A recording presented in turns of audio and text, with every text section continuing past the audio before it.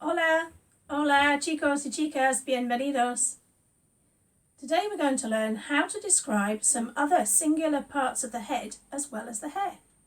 So last time we were finding out how to describe the hair, and we found out that you have to say the word for hair first and then the colour afterwards. We also found out that there are 3 colours that we can't use our normal colour words for. We found out that if you have brown hair, we have to say tengo el pelo castaño. If you have blonde hair, tengo el pelo rubio. And if you have ginger or red hair, you have to say tengo el pelo pelirrojo. Apart from that, we can just use our normal colours and put the normal colours after our noun, which is where they have to go in Spanish sentences. Now, there are 3 other singular words when we're talking about our head and parts of the head. Let's just have a try of saying them. Say them after me. La cabeza, la cabeza, la cabeza. La nariz, la nariz, la nariz. La boca, la boca, la boca. La cabeza, la nariz, la boca, la cabeza, la nariz, la boca. Have you noticed something that these 3 new words have in common?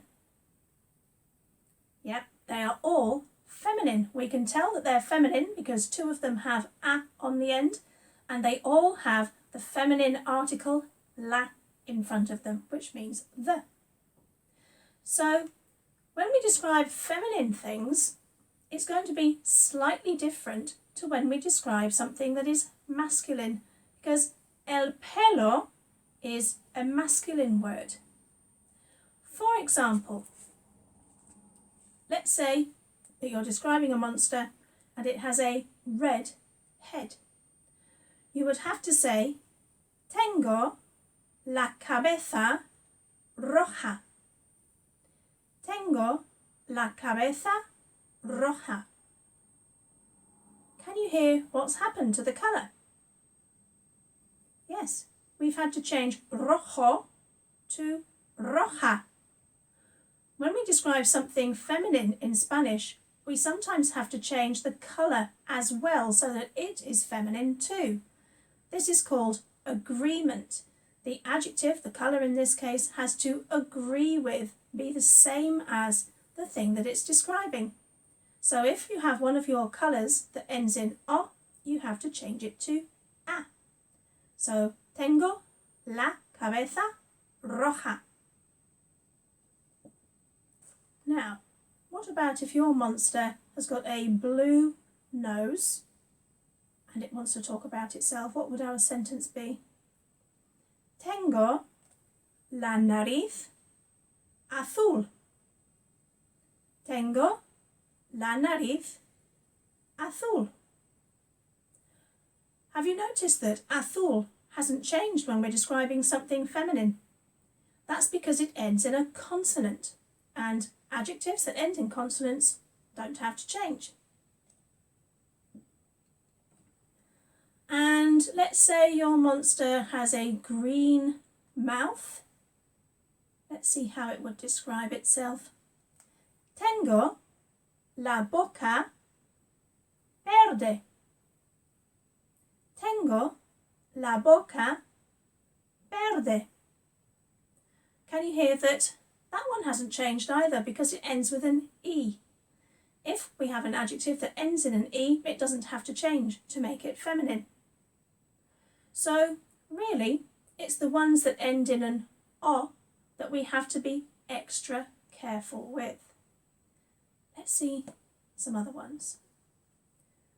So, how would you say he has a black head? Tiene la cabeza negra. Tiene la cabeza negra. So negro is another one that ends in O, so we have to change it to A. What about she has a white nose? Tiene la nariz blanca. So blanco is another one that ends in O. We need to change it to A when it's feminine. And this one here. Do you have a purple head? ¿Tienes la cabeza violeta? ¿Tienes la cabeza violeta? It's got an A on the end already. We don't need to make any changes. And finally, have a try of this one. Let's say your monster has a grey head. How would it say, I have a grey head? Tengo la cabeza gris. Because gris ends with a consonant as well, no need to change it. So there are two things that we need to remember when we're describing in Spanish. First of all, the adjective, we're using colours, has to come after the thing that it's describing.